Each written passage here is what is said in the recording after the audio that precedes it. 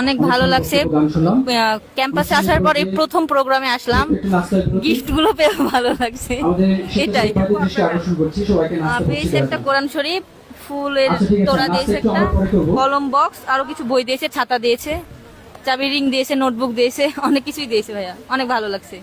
আমি সুপ্রপাল, RMC 67 and ইসলামী ছাত্র শিবির রামেক শাখার পক্ষ থেকে যে ফ্রেশার ইভেন্টটা আয়োজন করা হচ্ছে তা সত্যি অনেক মনোমুগ্ধকর ছিল, এবং আমাদের যে শিক্ষা বিষয়ক গাইডলাইন সেটা অনেক সুন্দর থাকাতে আমরা কিভাবে মেডিকেলে আগাতে পারবো সেটা সম্পর্কে ভালো করে জানতে পেরেছি। এই জন্য ইসলামী ছাত্র শিবির রামেক শাখাকে অসংখ্য ধন্যবাদ। শিবির একটি ছাত্র সংগঠন যারা মূলত শিক্ষার্থীদের এর উন্নয়নে এবং শিক্ষাবান্ধব কর্মসূচিতে কাজ করে থাকে, এবং এটি সম্পূর্ণ একটি ব্যতিক্রমী ছাত্র সংগঠন হওয়াতে যা শুধুমাত্র শিক্ষার্থীদের নিয়ে কাজ করে। আপনারা যাত্রা শুরু করেছিলেন, প্রায় 27 লক্ষ স্টুডেন্ট আপনাদের সাথে ক্লাস 1-এ যাত্রা শুরু করেছিল। সেই যাত্রায় SSC পরীক্ষা পর্যন্ত রেজিস্ট্রেশন করতে এসে 19 লক্ষ স্টুডেন্ট ছিল, 9 লক্ষ, 7 লক্ষ, 8 লক্ষ স্টুডেন্ট ধরে পড়ে গেছে। এই স্টুডেন্টরা আবার যখন আপনারা SSC পরীক্ষা দিয়েছেন, মনে করে দেখেন 13 লক্ষ আপনারা পাস করেছিলেন। একটা বড় অংশ অর্থাৎ 7 লক্ষ স্টুডেন্ট আপনাদের সাথে ফেল করেছিল, এই যাত্রায় আর তারা আসতে পারে না। এর মধ্যে প্রায় 57,000 স্টুডেন্ট ছিল, যে স্টুডেন্টদের আসলে শারীরিক সমস্যা অথবা মৃত্যুবরণ করেছে অথবা পারিবারিক কারণে পরীক্ষা অ্যাটেন্ড করতে পারে না। এই 13 লক্ষ স্টুডেন্ট আবার যখন 2 বছর পরে আপনাদের সাথে ইন্টারমিডিয়েট পরীক্ষা দিল, তার মধ্যে আবার 4 লক্ষ ফেল করলো, 9 লক্ষ পাস করলো, আপনাদের সাথে সম্ভবত 80 বা 85,000 সামথিং এরকম এ প্লাস পেয়েছে, বা 1 লক্ষের কাছাকাছি এ প্লাস পেয়েছে। এর মধ্যে থেকে আবার মেডিকেল কলেজে যে অল্প সিট থাকে, এই যে 4,500 জন স্টুডেন্ট আপনারা মেডিকেলে পড়ার সুযোগ পেয়েছেন, এটা একেবারেই রেয়ার। কিন্তু হয়তো লক্ষ লক্ষ স্টুডেন্টের এই ডিজার্ভেশন ছিল, বাবা মায়ের চোখে মুখে একটা স্বপ্ন ছিল তার সন্তান ডাক্তার হবে, কিন্তু আমাদের সামাজিক অবস্থা, মেডিকেল কলেজের সিটের স্ক্যারসিটি, সামগ্রিক কারণে এটা সম্ভব হয় নাই। আল্লাহ রবুল আলমিনের কাছে শুকরিয়া আদায় করেন, আপনাদের মতো সমান মেধাসম্পন্ন অনেক মানুষই এখানে চান্স পায়নি বিকজ অফ সিস্টেম। এই সিস্টেমের মধ্য দিয়ে আপনারা চান্স পেয়েছেন, ইট ডাজেন্ট মিন যে you are so much meritorious আর অন্যরা খুব বেশি মেধাবী না। হইতে পারে আপনাদের আল্লাহ রবুল আলমিন রহমত করেছে, আপনার অধ্যাবসায়টা ভালো ছিল এবং আপনি এই জায়গা পর্যন্ত আসতে পেরেছেন, আলহামদুলিল্লাহ। এই জন্য আপনারা শুকরিয়া আদায় করেন। আপনাদের কিছু প্রশ্ন আছে, এই প্রশ্নগুলো উত্তর দিলে মনে হয় কথা শেষ হয়ে যাবে। একজন প্রশ্ন করছেন, আমরা কেন শিবির করব, একজন সাধারণ শিক্ষার্থী কেন ছাত্র শিবিরে যুক্ত হবে? ছাত্র শিবিরে যুক্ত না হওয়ার কোনো কারণ আসলে আমার দৃষ্টিতে পড়েনি। এখন আপনি বলবেন যে আপনি শিবিরের সভাপতি, আপনার দৃষ্টিতে পড়বে কেন? আমরা আসলে শিবিরের সভাপতি হয়ে জন্মগ্রহণ করি নাই, অথবা শিবিরের কোনো পরিবারেও জন্মগ্রহণ করি নাই। এই সংগঠন আমাদেরকে যে জিনিসটা দেয়, একটা জিনিস আমরা বলি, we call you the rules of Islam, the way of Islam, the guidance of Islam. If this means politics to you, then this is our politics. আমরা বলি Islami Chhatra Shibir is not only and traditional student political organization, political student organization, but also it's a complete university. এই university and institution বলি আমরা। কেন institution বলি? এইখানে শুধুমাত্র পলিটিক্সের চর্চা করা হয় না যা অন্যরা করে, বড় ভাইয়ের পেছনে ঘুরে বেড়ানোর কোনো চর্চা হয় না যা অন্য রাজনীতির ভিতরে আমরা দেখতে পাই। এখানে চাঁদাবাজি, টেন্ডারবাজি, দখল বাণিজ্য, ভর্তি বাণিজ্য, সিট দখল, সিট বাণিজ্য, গণরুম, গেস্টরুম কালচার না করলে তাদের পেছনে কোনো নেতা দৌড়ায় না। আমাদের রাজনীতিটা হচ্ছে কমপ্লিটলি আইডিওলজিক্যাল বেজ একটা পলিটিক্স আমরা করি। যে আইডিওলজি রাসূল করিম সাল্লাল্লাহু আলাইহি সাল্লাম ওন করতেন, শিখাতেন, সেই পলিটিক্সটাই আমরা স্টুডেন্টদেরকে করার জন্য চেষ্টা করি। এ কারণে আমরা বলেছি আমাদের লক্ষ্য এবং উদ্দেশ্য হচ্ছে আল্লাহ প্রদত্ত অর্থাৎ কোরআন এবং রাসূল প্রদর্শিত অর্থাৎ হাদিস, এই দুইটার মাধ্যমে মানুষের সার্বিক জীবনের পুনর্বিন্যাস সাধন করে, রিঅ্যারেঞ্জ করে আল্লাহর সন্তুষ্টি অর্জন করা আমাদের মূল লক্ষ্য। আর আমাদের ভিশনটা আমরা ঠিক করেছি, সমৃদ্ধ বাংলাদেশ গড়ার লক্ষ্যে সৎ, দক্ষ, দেশপ্রেমিক নাগরিক তৈরি করব। আমরা শুধু সততা নিয়ে মানুষকে গড়ে তুলতে চাই না। যার ভিতরে সততা আছে কিন্তু দেশপ্রেমিক সে না, অথবা তার ভিতরে দক্ষতা নাই, তার সততা দিয়ে এই দুনিয়া চলবে না। অনেক মানুষ সৎ আছে, এটা প্রয়োজনের তাগিদে অথবা সুযোগের অপেক্ষায়, সুযোগের অভাবে সৎ হয়। কিন্তু যার সুযোগ আছে এরপরেও তাকে নিজের বুকে হাত দিয়ে বলতে পারে আমি সৎ মানুষ, আমি সৎ খাই, হারাম আমাকে গ্রাস করে না, এই মানুষটাই আল্লাহ রব্বুল আলমিনের কাছে সবচেয়ে বেশি প্রিয়। আমি ফজরের পরে ছেলেদেরকে নামাজ পড়তে উঠাইতাম, তো এক বাসায় যাইতাম আমি নিয়মিত, সেই বাসায় সে নামাজ পড়তো না, না গেলে ডেকে উঠাইতাম। তার বাবা মা আবার উলট পালট নামাজ কালাম পড়তো না বা না সিনেমা টিনেমা এগুলো দেখতো এরকম। তো একদিন ওই ছেলেটা খুব অসুস্থ, আমি সকালে ডাকতে গেছি, ভেতর থেকে আওয়াজ দিছে যে ও অসুস্থ, ওরে ডাকা যাবে না, আকাশ নাম, ও অসুস্থ, ওকে ডাকা যাবে না। তা আমি অসুস্থ শুনে আমি পড়তেছি ইন্না লিল্লাহি ওয়া ইন্না ইলাইহি রাজিউন। এইবার যে খেপা খেপছে বাবা, ভিতর থেকে গালি দেওয়া শুরু করছে। তা আমি বলছি কি হয়েছে আন্টি? বলছে তুমি আমার বাড়ির সামনে আর আসবে না। তুমি তো আর বলে নাই, ওই শব্দটা বলছে, এই আশেপাশে যেন তোমাকে আমি আর না দেখি। আমার ছেলে কি মারা গেছে নাকি, অসুস্থ হয়েছে আর তুমি ইন্না লিল্লাহ পড়তেছো? তা আমি বলছি আন্টি ইন্না লিল্লাহ তো হচ্ছে কোনো বিপদে পড়লে পড়তে হয়, আপনার ছেলের জন্য তো দোয়া করেছি। আল্লাহ বলছেন ওই যে আসাবাতহুম মুসিবা ক্বালু ইন্না লিল্লাহি ওয়া ইন্না ইলাইহি রাজিউন। যখন তোমরা কোনো মুসিবতে পড়বা তখন বলবা আমরা আল্লাহর জন্য এবং আল্লাহর কাছে আমাদেরকে ফেরত যেতে হবে, সব কিছু আল্লাহ রাব্বুল আলামিনের পক্ষ থেকে হয়, এই কথাটা তোমরা বলবা। তো বলছে তোমার এত বোঝানো লাগবে না, আমি বুড়া হয়ে গেছি, আমি বুঝি না, তুমি বোঝো। তারাই দিল আমাকে, বুঝলো না। পরে ছেলেটাকে এর পরে একটা দাস পড়াইলাম, এরপরে ওর মাকে বললাম বুঝাই বলতে, পরে মাটা ভালো হইলো আলহামদুলিল্লাহ। তো আমাদের এই যে সংগঠনের কার্যক্রম পরিচালনার ক্ষেত্রে একজন ছাত্রকে যে বিষয়গুলো আমরা শিখাই, যা আমার প্রতিষ্ঠান শিখায় না, আমার পরিবারও শিখায় না।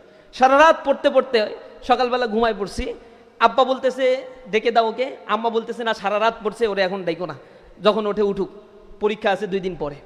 নামাজের গুরুত্ব তার কাছে নাই। তখন আমি কিন্তু অলরেডি সাবালক, আমি ক্লাস 9-এ পড়ি। তখন আমার সাথে আমার মায়ের অ্যাটিটিউড এমন, কারণ আমার মা আসলে নামাজের গুরুত্বগুলো বুঝতে না। কিন্তু সংগঠনের সাথে অ্যাফিলিয়েটেড হওয়ার পরে প্রথম বলছে সারা রাত বসে যদি পড়ো, ফজরের নামাজ পড়ে তারপরে ঘুমাবে, এর আগে ঘুমাইতে পারবা না। আসসালামু আলাইকুম রহমতুল্লাহ। সুপ্রিয় দর্শক, রাজশাহী মেডিকেল কলেজে ইসলামী ছাত্র শিবিরের নবীন বরণ অনুষ্ঠান অনুষ্ঠিত হয়েছে। তো নবীন বরণ অনুষ্ঠানে প্রধান অতিথি হিসেবে উপস্থিত ছিলেন বাংলাদেশ ছাত্র শিবিরের কেন্দ্রীয় সভাপতি নুরুল ইসলাম সাদ্দাম ভাই, এবং বিশেষ অতিথি হিসেবে উপস্থিত ছিলেন ঢাকা বিশ্ববিদ্যালয়ের সভাপতি SM ফরহাদ ভাই। তো রাজশাহীতে একটা ইতিহাস সৃষ্টি হয়ে গেছে এরকম বলতে পারেন, এত সুন্দর আয়োজন ছিল, এবং নুরুল ইসলাম সাদ্দাম ভাই এত সুন্দর একটা জ্ঞান গর্ব বক্তব্য দিয়েছে, যা ভিডিওর শুরুতে আপনারা শুনলেন। মানে নুরুল ইসলাম সাদ্দাম ভাইয়ের যতগুলো বক্তব্য আপনারা শুনেছেন তার মধ্যে এটাও একটা অন্যতম বক্তব্য। তো সেই বক্তব্যের ভিডিওটাই আপনাদের দেখাবো, আপনাদের প্রতি অনুরোধ রইল আপনারা পুরো বক্তব্যের ভিডিওটা দেখে যাবেন। তো চলুন আমরা ভিডিওটা দেখে আসি। শহীদি কাফেলা সমৃদ্ধ বাংলাদেশ গড়ার লক্ষ্যে সৎ, দক্ষ, দেশপ্রেমিক নাগরিক তৈরির অঙ্গীকারবদ্ধ প্রিয় কাফেলা বাংলাদেশ ইসলামী ছাত্র শিবির রাজশাহী মেডিকেল কলেজের উদ্যোগে আয়োজিত নবীন শিক্ষার্থীদের নিয়ে নবীন বরণ অনুষ্ঠানের উপস্থিত সম্মানিত অতিথিবৃন্দ, উপস্থিত রয়েছেন মেডিকেল কলেজের সম্মানিত শিক্ষকবৃন্দ, জাতির জাগ্রত বিবেক, সাংবাদিক বন্ধুগণ, প্রিয় মেধাবী শিক্ষার্থী বন্ধুরা, আসসালামু আলাইকুম রহমতুল্লাহি ওয়া বারাকাতুহু। আমার কি আওয়াজ পৌঁছাচ্ছে না ওই পর্যন্ত? আসসালামু আলাইকুম রহমতুল্লাহ। কোরআন শরীফের ভিতরে আল্লাহ বলছেন যখন কেউ সালাম দেয়, ওয়া ইযা হুয়িতুম বিতাহিয়াতিন ফাহাইয়ু বিআহসানা মিনহা ওয়া রুদ্দুহা, তোমাদের কেউ সালাম দিলে তার চাইতে বেশি জোরে, একটু দীর্ঘ করে, চমৎকার ভাবে উত্তর দিবা। এটা আল্লাহর নির্দেশ। এই কারণে সালাম দিলে নেকি কম, সালামের জবাব দিলে নেকি বেশি। সালাম দেয়া সুন্নাত, জবাব দেয়া আবার ওয়াজিব।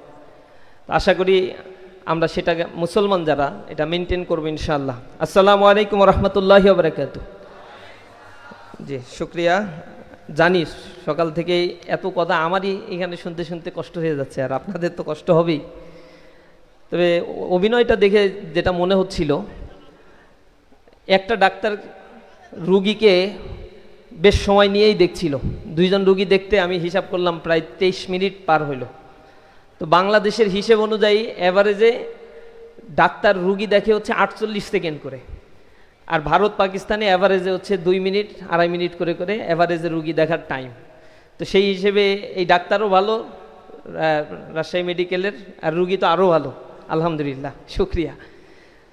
আমি শুরুতেই স্মরণ করছি জুলাই বিপ্লবে যারা শহীদ হয়েছে, বিশেষ করে রাজশাহীতে এই জমিনে যিনি জীবন দিয়েছেন, ইসলামী ছাত্র শিবিরের রাজশাহী মহানগরী সাংগঠনিক সম্পাদক আলী রায়হান সহ সকল শহীদদের কথা স্মরণ করছি। আহত পঙ্গুত্ব বরণকারীদের জন্য আল্লাহ রাব্বুল আলামিনের কাছে দোয়া করছি।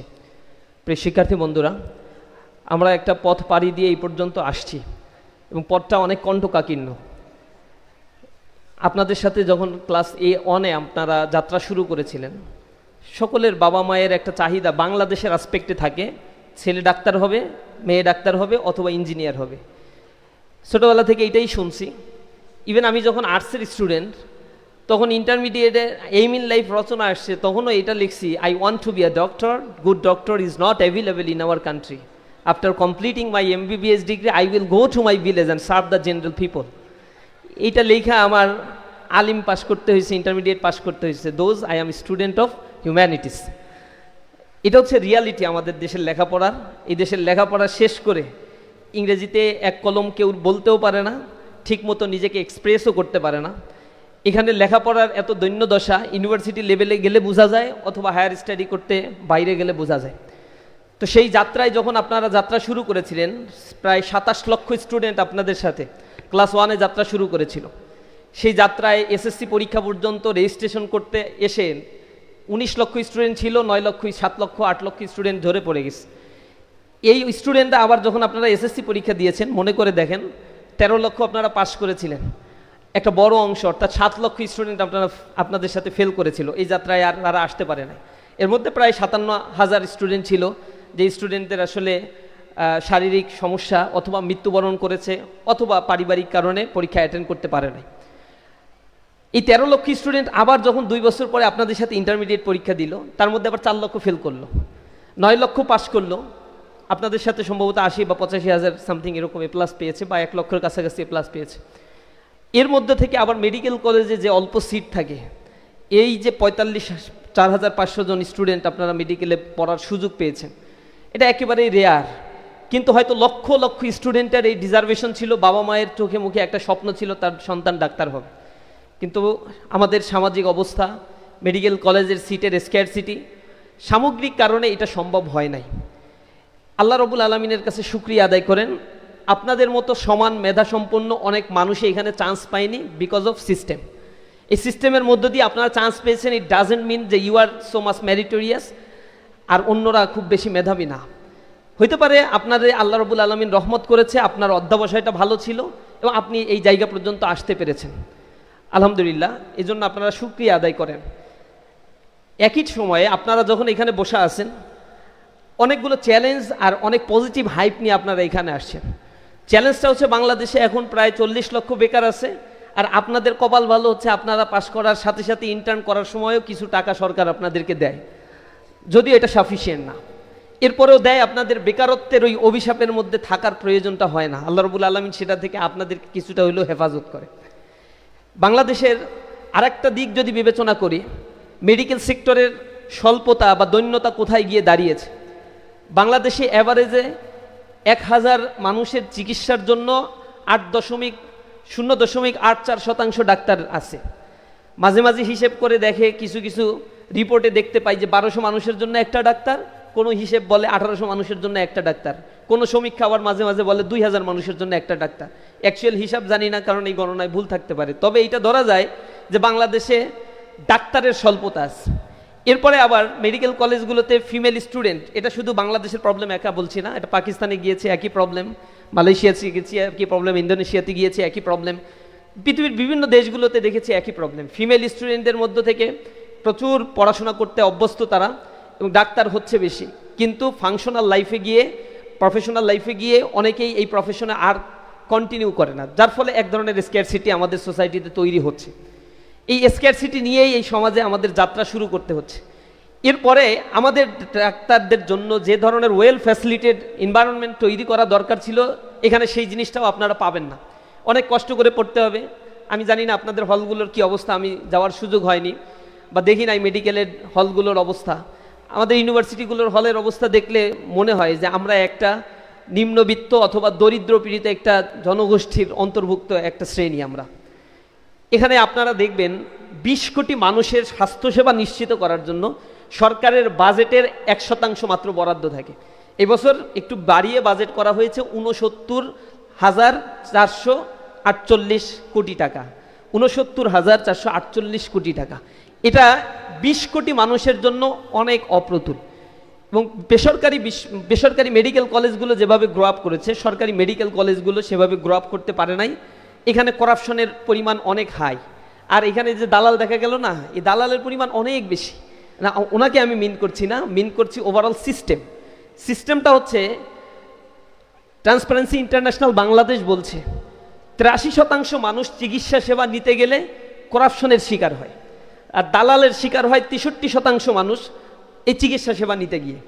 এরপরে মনুষ্যত্ববিহীন কিছু ডাক্তার তো আছেই, মানবিক ডাক্তার না হোক, কিন্তু মানবিকতা মানুষের মধ্যে তো থাকতে হবে। কুসুম কুমারী দাসের এক কবিতার মধ্যে আপনারা পড়েছেন না, আমাদের দেশে হবে সেই ছেলে কবে। এখানে শুধু ছেলেদের মিন করা হয় নাই, মেয়েদেরকেও মিন করা হয়েছে। এটা আইরনি একটা। কথায় না বড় হয়ে কাজে বড় হবে, মুখে হাসি বুকে বল তেজে ভরা মন, মানুষ হইতে হবে এই যার পণ। আমরা মানুষের মতো মানুষের সংখ্যা অনেক কম দেখতে পাই উচ্চশিক্ষা প্রতিষ্ঠানগুলোতে, যার ফলে এই শিক্ষা প্রতিষ্ঠানগুলোতে যত শিক্ষিত হয় তত করাপ্টেড মানুষের জন্ম হয়। স্বাস্থ্য খাতে যা বাজেট হয়, এই 69,000 কোটি টাকার কথা বললাম, আপনাদের কি মনে হয় 69,000 কোটি টাকাই আমাদের দেশের এই স্বাস্থ্য খাতের ইনফ্রাস্ট্রাকচারাল ডেভেলপমেন্টের জন্য ব্যয় হয়? এখানে মোরাললেস এই বাজেটের 50% স্যাংশনের আগেই কাটাকাটি হয়ে যায়, মন্ত্রণালয়ের ভাগাভাগি হয়, এরপরে নিচ পর্যন্ত আসতে এর ভাগ বাটোয়ারা জনগণের কাছে আসলেই খুব বেশি পৌঁছায় না, যার ফলে এদেশের স্বাস্থ্যসেবার এই দৈন্যদশা আছে। আর এই যে মেকানিজমের সাথে যারা জড়িত, আবার যারা বড় ডাক্তার হয়ে যায়, টেস্ট দেয়, অসংখ্য টেস্টের কথাগুলো উঠে আসে বারবার, ইথিক্যাল জায়গাটা না থাকার কারণে মানুষগুলো এভাবেই হয়ে যায় যে টেস্টের, আমরা তো বিভিন্ন ডাক্তারের চেম্বারে গিয়ে দেখি প্রচুর মালসামানা, প্রচুর জিনিসপত্র দেয়া, এসি ফ্রিজ ট্রিজ বাড়ি বানায় দিচ্ছে, ফ্ল্যাট দিয়ে দিচ্ছে, শর্ত হচ্ছে তার কোম্পানির ওষুধ লিখতে হবে, এবং সেই ট্রাপে পাও দেয়। এবং ডাক্তাররা যারা ইনিশিয়াল স্টেজে থাকে, যাদের আয় ইনকাম কম্পারেটিভলি কম, ডাক্তার আর অ্যাডভোকেট এদের আয় ইনকাম হইতে বাংলাদেশে সময় লাগে, এটা 40-50 বছরের উপরে যেতে হয়। MBBS ডিগ্রি তো কার্যত এটা একেবারে ফাউন্ডেশন একটা ডিগ্রি, এরপরে আপনার MDS করতে হবে বা FCPS করতে হবে, এটা অনেক অনেক একটা লং টাইম, একটা ম্যারাথনের মতো। ডাক্তার আছে অনেক, কিন্তু কোয়ালিফাইড ডাক্তার হতে গেলে আপনাকে অনেক বেশি সময় দিতে হয়, অনেক স্ট্রাগল করতে হয়। আমি এই জিনিসগুলো ডাক্তারদের কাছে শুনে আমি নিজেই বিমোহিত হয়েছি, মানে বিমোহিত বলা যাবে না, এটা বিমূর্ষ হয়েছে আর কি, ব্যথিত হয়েছে। ব্যথিত হওয়ার মূল কারণটা হচ্ছে, আমরা যখন লেখাপড়া শেষ করে যদি কোনোভাবে চাকরি একটা বাঁধাতে পারি, তাহলে আমাদের ন্যূনতম বেতন 40,000-45,000 টাকা হয়, কিন্তু একটা মেডিকেল পাশ করা ছাত্রের নাকি 30,000 টাকা বেতনের চাকরিও তার নসিবে জোটে না। অর্থাৎ তাকে ইন্টার্ন করার সময় একজন ফুল ফেজে 5 বছর পাশ করা একটা ছেলে, তাকে 15-20,000 টাকা করে দেয়া হয়। এরপরে তাকে যদি BCS হয়, তার পোস্টিং যেই এলাকায় দেয় এবং যে বেতন তাকে দেয়, তার জীবনটা চলা খুব কঠিন। কিন্তু আমরা তো দেখি যে MBBS ডিগ্রি পাস করছে, মনে হয় অনেক বড় কিছু, কিন্তু অনেক বেশি স্ট্রাগল করে তাদেরকে চলতে হয়। তো এরকম একটা ফেজের মধ্যে দিয়ে আপনারা আপনাদের জীবনকে অতিবাহিত করার জন্য শপথ নিয়েছেন, এবং জীবনের শেষ মুহূর্ত পর্যন্ত আপনাদের আসলে পড়তেই হবে, শুধু পড়া ছাড়া আর কোনো উপায় অন্ত নাই। যত পড়বেন প্রবলেম আসবে, সলিউশন করবেন। এই রুগী ডাক্তার দেখতে দেখতেই জীবন শেষ, রাত শেষে এসে অনেক টাকা গুনতে থাকবেন, ছেলে মেয়ে এই টাকা ভোগ করতে থাকবে, আর আপনার কপালে একটু এন্টারটেইনমেন্টও নাই। শুক্রবারও আমি দেখি প্লেনে করে আইসা এই জায়গাও চেম্বার করে, আবার রাতে চলে যায়, আবার ওই জায়গা চেম্বার করে। জীবনটা শুধু চেম্বার আর চেম্বার, ছোট্ট একটা ঘরের মধ্যে তার পৃথিবীকে তারা আটকে রাখে। অথচ তারা অনেক মেধাবী, তাদের কাছে সোসাইটির এক্সপেকটেশন অনেক বেশি আছে, কিন্তু আসলে কিছু তাদের করার নাই। এই লাইফটা তারা স্বাচ্ছন্দ্যে বরণ করে নেয়, কিন্তু পরবর্তীতে যাদের সাথে কন্ট্যাক্ট করছি, ডাক্তার এই লাইফটা কেমন লাগে, আসলে খুব বেশি ভালো ফিডব্যাক পাইনি, কারণ খুবই যন্ত্রণার একটা জীবন। যখন দেখে তারা এক বন্ধু বিশ্ববিদ্যালয়ে পড়ে, আনন্দ করে, রাজনীতি করে, এরপরে নেতামি করে, গুন্ডামি করে, টাকার মালিক হয়, বড় নেতা হয়ে যায়, কোনো কিছুর অভাব নাই, আর আপনি এত মেধাবী। ক্লাসে যারা আমাদের 1-2 রোল বা ভালো স্টুডেন্ট ছিল, তাদের অবস্থা, আর 2-1 রাজনীতি করে এখন আঙুল ফুলে কলা গাছ হয়েছে, তাদের অবস্থা দেখলে ওই মাঝে মাঝে ওই ডাক্তার কেউ আছে হচ্ছে একটা মেডিকেল কলেজে শিক্ষক হয়েছে আমার এক ফ্রেন্ড, ও খুব আফসোস করে, আপসেট যে একটা বাড়ি এখন বানাইতে পারলাম না, আর ও ক্লাসের একবার লাস্ট বয় হয়ে ও এখন দেখ 1 বছরের ব্যবধানে বড় বিল্ডিংয়ের মালিক, গাড়ি বাড়ির মালিক হয়ে গেছে। তো এটা বাংলাদেশের যে সিস্টেমগুলো আছে, এই সিস্টেমের কারণে আমাদের সোসাইটিতে মেধার যে চর্চাগুলো, এই চর্চাগুলো আসলে কার্যত থাকে না, হয় না। তো তারপরেও আপনাদের যেহেতু একটা নোবেল প্রফেশনে আসছেন, এই প্রফেশনটাকে ওন করার চেষ্টা করেন, এবং লাইফে আপনাদেরকে নিয়ে অনেকেই ঈর্ষা করে, হিংসা করে। এই জায়গাটা আপনারা দখল করতে পেরেছেন, আল্লাহ রাব্বুল আলামিন আপনাদের এই রহমত দান করেছেন, এজন্য আপনাদের প্রতি আরও বেশি কংগ্রাচুলেশন জানাই, অভিনন্দন জানাই, এবং লেখাপড়াটা যেন শেষ করতে পারেন সুস্থতার সাথে, ভালোভাবে, সেই দোয়া আল্লাহ রাব্বুল আলামিনের কাছে করি। আপনাদের কিছু প্রশ্ন আছে, এই প্রশ্নগুলো উত্তর দিলে মনে হয় কথা শেষ হয়ে যাবে। একজন প্রশ্ন করছেন, আমরা কেন শিবির করব, একজন সাধারণ শিক্ষার্থী কেন ছাত্র শিবিরে যুক্ত হবে? ছাত্র শিবিরে যুক্ত না হওয়ার কোনো কারণ আসলে আমার কাছে, আমার দৃষ্টিতে পড়েনি। এখন আপনি বলবেন যে আপনি শিবিরের সভাপতি, আপনার দৃষ্টিতে পড়বে কেন? আমরা আসলে শিবিরের সভাপতি হয়ে জন্মগ্রহণ করি নাই, অথবা শিবিরের কোনো পরিবারেও জন্মগ্রহণ করি নাই। এই সংগঠন আমাদেরকে যে জিনিসটা দেয়, একটা জিনিস আমরা বলি, we call you the rules of Islam, the way of Islam, the guidance of Islam. If this means politics to you, then this is our politics.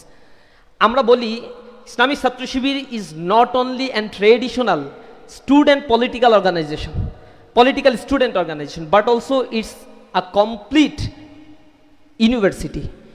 এই ইউনিভার্সিটি অ্যান্ড ইনস্টিটিউশন বলি আমরা। কেন ইনস্টিটিউশন বলি? এইখানে শুধুমাত্র পলিটিক্সের চর্চা করা হয় না যা অন্যরা করে, বড় ভাইয়ের পেছনে ঘুরে বেড়ানোর কোনো চর্চা হয় না যা অন্য রাজনীতির ভিতরে আমরা দেখতে পাই। এখানে চাঁদাবাজি, টেন্ডারবাজি, দখল বাণিজ্য, ভর্তি বাণিজ্য, সিট দখল, সিট বাণিজ্য, গণরুম, গেস্টরুম কালচার না করলে তাদের পেছনে কোনো নেতা দৌড়ায় না। আমাদের রাজনীতিটা হচ্ছে কমপ্লিটলি আইডিওলজিক্যাল বেজ একটা পলিটিক্স আমরা করি। যে আইডিওলজি রাসূল করিম সাল্লাল্লাহু আলাইহি সাল্লাম ওন করতেন, শিখাতেন, সেই পলিটিক্সটাই আমরা স্টুডেন্টদেরকে করার জন্য চেষ্টা করি। এ কারণে আমরা বলেছি আমাদের লক্ষ্য এবং উদ্দেশ্য হচ্ছে আল্লাহ প্রদত্ত অর্থাৎ কোরআন এবং রাসূল প্রদর্শিত অর্থাৎ হাদিস, এই দুইটার মাধ্যমে মানুষের সার্বিক জীবনের পুনর্বিন্যাস সাধন করে, রিঅ্যারেঞ্জ করে আল্লাহর সন্তুষ্টি অর্জন করা আমাদের মূল লক্ষ্য। আর আমাদের ভিশনটা আমরা ঠিক করেছি সমৃদ্ধ বাংলাদেশ গড়ার লক্ষ্যে সৎ, দক্ষ, দেশপ্রেমিক নাগরিক তৈরি করব। আমরা শুধু সততা নিয়ে মানুষকে গড়ে তুলতে চাই না। যার ভিতরে সততা আছে কিন্তু দেশপ্রেমিক সে না, অথবা তার ভিতরে দক্ষতা নাই, তার সততা দিয়ে এই দুনিয়া চলবে না। অনেক মানুষ সৎ আছে, এটা প্রয়োজনের তাগিদে অথবা মানে সুযোগের অপেক্ষায়, সুযোগের অভাবে সৎ হয়। কিন্তু যার সুযোগ আছে এর পরেও তাকে নিজের বুকে হাত দিয়ে বলতে পারে আমি সৎ মানুষ, আমি সৎ খাই, হারাম আমাকে গ্রাস করে না, এই মানুষটাই আল্লাহ রাব্বুল আলামিনের কাছে সবচেয়ে বেশি প্রিয়। আল্লাহ রাসূল এই কারণে দোয়া করতেন প্রতি নামাজের পরে, আল্লাহুম্মা ইন্নী আসআলুকা ইলমান নাফিয়া ওয়া রিজকান তাইয়্যিবা ওয়া আমালান মুতাকাব্বালা। হে আল্লাহ, তোমার কাছে আমি তৌফিক কামনা করি। আল্লাহুম্মা ইন্নী আসআলুকা ইলমান নাফিয়া, উপকারী জ্ঞান তুমি আমাকে দান করো, রিজকান তাইয়্যিবা, উত্তম রিজিক তুমি আমাদেরকে দান করো, আমালান মুতাকাব্বালা, এমন আমল তুমি আমাদেরকে করতে দাও যে আমল তুমি কবুল করো। অনেক মানুষ আছে আমল করে, সে আমল মানুষ কবুল করে না। গতদিন আল্লাহ রাব্বুল আলামিন কবুল করে না। কিছু লোকের সাথে, হাই প্রোফাইল কিছু লোকের সাথে গল্প করছিলাম, তো কিছু বাম রামরা আছে যারা বিভিন্ন সময় যায়, ওয়াজ করতে যায়। তো এরকম একজনের গল্প একজন করছিল, তো লোকটার নাম বললে আপনারা চিনবেন, খুব হাই প্রোফাইল একজন মানুষ। সে বলতেছে যখন মিনা থেকে মুজদালিফায় যাচ্ছে এর পাথর নিক্ষেপ করার জন্য, ওইটা শেষ করে যখন তারা ওইখানে আরাফার ময়দানে অবস্থান করছিল, গাছের নিচে বসে বসে একজন আর একজনকে গল্প করছিল, আহারে এই জায়গাটা হাঁটতেছিলাম, হাঁটার সময় মৃদু বাতাস, এই সময় যদি এইখানে গাছের গোড়ায় গোড়ায় রবীন্দ্রসঙ্গীত বাজতো কতই না সুন্দর হইতো। হজ কবুল হয়, ওই জায়গায় রবীন্দ্রসঙ্গীত শুনতে চাই সে। এইটার ভিতরে ইসলাম এবং ফ্লেভার খোঁজার জন্য চেষ্টা করে সে। তো কারো আমল আছে, এই আমলগুলো আল্লাহ রাব্বুল আলামিন আসলে কবুল করেন না। এই জন্য আল্লাহ রাসূল দোয়া করছেন যে আমাকে তুমি আমালান মুতাকাব্বালা, যে আমল তুমি কবুল করো সেই আমল তুমি আমাদেরকে দান করো। ইসলামী ছাত্র শিবির এই জিনিসগুলো একজন জেনারেল স্টুডেন্টদেরকে শিখায়, যেই জিনিসগুলো অন্য স্টুডেন্ট পলিটিক্যাল অর্গানাইজেশনের কাছ থেকে আপনি পাবেন না। আমরা আমাদের পলিটিক্স করি লেস দ্যান 10%, নিয়ার অ্যাবাউট 5% এটা হবে। 90% আমাদের অ্যাক্টিভিটিস হচ্ছে স্টুডেন্ট একাডেমিক অ্যাফিলিয়েটেড অ্যাক্টিভিটিস আমরা পরিচালনা করে থাকি। আমরা সায়েন্স ফেস্ট করি, এন্টারপ্রেনিউরশিপ ডেভেলপমেন্ট প্রোগ্রাম করি, soft skill hard skill development programme করি, এরপরে স্টুডেন্টদেরকে নৈশ ইবাদত প্রোগ্রাম করি। ইসলামী ছাত্র শিবিরের একটা ইটারনাল একটা বিউটি আছে, এটা যখন কেউ ছাত্র শিবির করে এছাড়া আসলে কেউ খুব বেশি মানে ধরতে পারে না, বুঝতে পারে না। বিউটিটা হচ্ছে আমি সংগঠনে আসার পরে শিবিরে ওই যে শুনতাম যে রক কাটে, তা আমার এলাকায় আমার আব্বা ব্যবসা করতো, তো আমার ওই কাঁচা টাকা হাতে ছিল, ক্লাস করতে ভালো লাগতো না, এলাকায় উলট পালট ছেলেপেলেদের সাথে চলাফেরা এরকম একটা অভ্যস্ততা তৈরি হয়ে গেল। তো যখন আমি শুনলাম যে শিবির রক কাটে, মারে, মানে অস্ত্র আছে, ওইটা একটু বেশি ভালো লাগছে। ওদের সাথে আস্তে আস্তে যোগাযোগ করা শুরু করলাম। এরপরে কিছু কিছু ক্ষেত্রে যখন আমাকে প্রোগ্রামে নেওয়া শুরু করলো, তখন মনে করলাম যে প্রাথমিক পর্যায়ে হয়তো তারা কিছু ভালো কথা বললাম, ভিতরে ভিতরে জিনিস আছে হয়তো, তো ওই জিনিসের অপেক্ষা করতে থাকলাম। নিয়ে যায়, বলে প্রশিক্ষণ আছে, খুব খুশি হইলাম প্রথম দিন প্রশিক্ষণের কথা শুনে। ভাবলাম কি না কি, কোথায় কি নিয়ে যায়। আমি আসলে সেদিন আমার কেটস ছিল, একটা কেটস পরছি, ট্রাউজার পরছি, গেঞ্জি পরছি, এরপর মানে আমি তো প্রশিক্ষণে যাচ্ছি। নিয়ে ঢুকাইলে এমন এক বাসার ভিতরে ঢুকাই ধরাই দিছে কোরআন শরীফ, বলছে এটা পড়ো, এটা মুখস্থ করতে হবে। আমি প্রশিক্ষণে যাব না, প্রশিক্ষণে চলেন পরে আইসে এটা পড়বানি। ওইটা তো একটা ফ্যাসিনেশন, এক্সাইটেড একটা ব্যাপার। হ্যাঁ ঠিক আছে, আমি কর্মী হয়ে গেছি শিবিরের, এখন নেক্সট স্টেজে প্রশিক্ষণ মানে জিনিসপত্র কিছু একটা দেয়া শুরু করবে হয়তো। কিন্তু গিয়ে দেখি দেয় কোরআন, দেয় একটা হাদিসের বই। তো ঠিক আছে, এগুলো কিছুটা পড়তে পড়তে হঠাৎ করে একদিন দাওয়াত দিল যে সভ্যেদারি প্রোগ্রাম আছে। সভ্যেদারি কি? রাতের বেলায় প্রশিক্ষণ প্রোগ্রাম করি আমরা। এইটা তো খুব ভালো লাগছে, রাতের বেলায় প্রশিক্ষণ মানে তো কিছু জিনিস আছে। সেটা 2008 সাল 7 সালের কথা বলছি, জোট সরকারের পরপর, তখন জামাত শিবির বেশ পাওয়ারফুল। এরকম সময় নিয়ে গেল মসজিদের ভিতরে। মসজিদের ভিতরে কি জিনিস বানানো যায়, জিনিস ফুটানো যায়, জিনিস দিয়ে প্রশিক্ষণ নেওয়া যায়, আমি এটা অবাক হইলাম। এরপরে গিয়ে দেখলাম সেই প্রশিক্ষণ প্রোগ্রামে দাঁড় শুরু করে দিছে। এরপরে ঘুমাইতে বলছে, এখানে ভোর রাতে আবার ট্রেনে উঠাইছে। উঠানোর পরে বলছে তাহাজ্জুদ পড়তে হবে, কিয়ামুল লাইল, টানা কিয়ামুল লাইল। ঠিক আছে, কিয়ামুল লাইল শেষ করে এরপরে আবার ধরো মোনাজাত, কান্নাকাটি করো আল্লাহর কাছে। কি এক যন্ত্রণার ভিতরে পড়ে গেলাম বলেন। কিন্তু জিনিসটা প্রথমে ভালো না লাগলেও পরে দেখছি এটা তো বেশ মানে অন্তরের ভিতরে বেশ ভালো লাগে। আল্লাহ রাব্বুল আলামিন সূরা মুজাম্মিলের ভিতরে ওই কথা বলছে, ইন্না নাশিয়াতাল লাইলি হিয়া আশাদ্দু ওয়াতওয়া ওয়া মুকিলা। নিঃসন্দেহে রাতের বেলায় জাগ্রত হওয়া নফসানিয়াতের প্রবৃদ্ধি দমনে এবং দলনে কার্যকর ভূমিকা পালন করে। কেউ যদি ফ্রাস্ট্রেট হয়ে পড়ে, ট্রমাটাইজ হয়ে পড়ে, ব্যক্তিগতভাবে অনেক বেশি ক্ষতির মুখোমুখি হয়, কারো দ্বারা ক্ষতিগ্রস্ত হতে পারে অথবা পারিবারিকভাবে, সে যদি আল্লাহ রাব্বুল আলামিনের কাছে রাতের বেলায় উঠে মোনাজাত ধরে কান্নাকাটি করে, দেখবেন একেবারে ফ্রেশ একটা মাইন্ড নিয়ে আপনার দিনটা শুরু হবে এবং আপনার হিজিটেশন ফিল হবে না। কারণ একজন মুমিনের জন্য আশ্চর্যের বিষয় হলো, আল্লাহ রাসূল বলছে যে মুমিনের জন্য আশ্চর্যের বিষয় হলো সে যে অবস্থায় থাকুক না কেন সে খুশি থাকে। অর্থাৎ সে খুব বিপদের মধ্যে আছে, এরপরেও সে খুশি। খুব ভালো অবস্থায় থাকলেও সে বলে ইন্না লিল্লাহি ওয়া ইন্না ইলাইহি রাজিউন, আমরা আল্লাহর জন্য, আল্লাহর কাছেই আমাদেরকে ফেরত যেতে হবে। এটা নিয়েও আবার খুব কঠিন একটা সুন্দর গল্প আছে। আমি ফজরের পরে ছেলেদেরকে নামাজ পড়তে উঠাইতাম, তো এক বাসায় যেতাম আমি নিয়মিত, সেই বাসায় সে নামাজ পড়তো না, না গেলে ডেকে উঠাইতাম। তার বাবা মা আবার উলট পালট নামাজ কালাম পড়তো না বা সিনেমা টিনেমা এগুলো দেখতো এরকম। তো একদিন ওই ছেলেটা খুব অসুস্থ, আমি সকালে ডাকতে গেছি, ভেতর থেকে আওয়াজ দিছে যে ও অসুস্থ, ওরে ডাকা যাবে না, আকাশ নাম, ও অসুস্থ, ওকে ডাকা যাবে না। তা আমি অসুস্থ শুনে আমি পড়তেছি ইন্না লিল্লাহি ওয়া ইন্না ইলাইহি রাজিউন। এইবার যে খেপা খেপছে বাবা, ভিতর থেকে গালি দেওয়া শুরু করছে। তা আমি বলছি কি হয়েছে আন্টি? বলছে তুমি আমার বাড়ির সামনে আর আসবে না। তুমি তো আর বলে নাই, ওই শব্দটা বলছে, এই আশেপাশে যেন তোমাকে আমি আর না দেখি। আমার ছেলে কি মারা গেছে নাকি, অসুস্থ হয়েছে আর তুমি ইন্না লিল্লাহ পড়তেছো? তা আমি বলছি আন্টি ইন্না লিল্লাহ তো হচ্ছে কোনো বিপদে পড়লে পড়তে হয়, আপনার ছেলের জন্য তো দোয়া করেছি। আল্লাহ বলছেন ওয়াইযা আসাবাতহুম মুসিবা ক্বালু ইন্না লিল্লাহি ওয়া ইন্না ইলাইহি রাজিউন।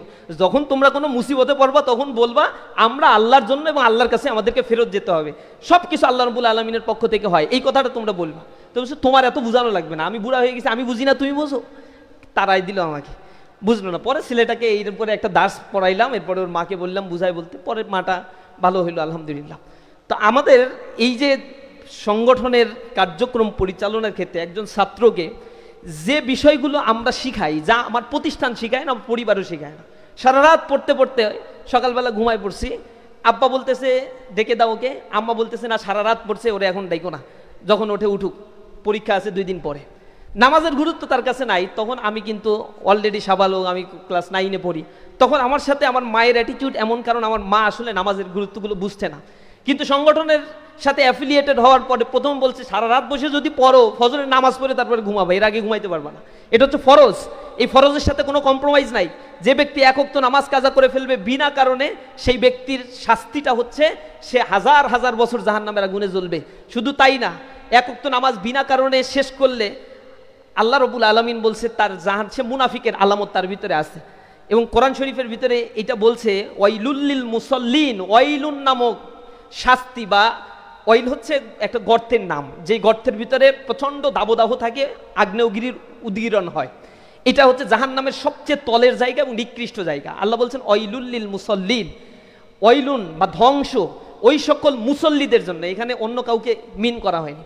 ওয়াইলুল লিল মুসাল্লিন আল্লাযীনা হুম আন সালাতিহিম সাহুন আল্লাযীনা হুম ইউরাউন ওয়া ইয়ামনাউনাল মাউন, যারা নামাজের ব্যাপারে গড়িমসি করে, এই নামাজ পড়লাম ভালো লাগলো পড়লাম, এটা কম্প্রোমাইজিং একটা অ্যাটিটিউডে নামাজ পড়ে। অর্থাৎ ইবাদত জিনিসটা তার কাছে মনে হয় পার্ট টাইম একটা এক্সপিরিয়েন্স, এবং দ্বীন ইসলামকে তার কাছে মনে হয় এটা সো কল্ড একটা রিলিজিয়ান।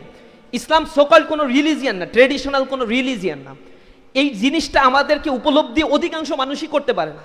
ইসলামকে বলা হয়েছে আল ইয়াউমা আকমালতু লাকুম দীনাকুম ওয়া আতমামতু আলাইকুম নি'মাতি ওয়া রাদি'তু লাকুমুল ইসলাম দীনান। It's an complete, not only complete, it's comprehensive code of life.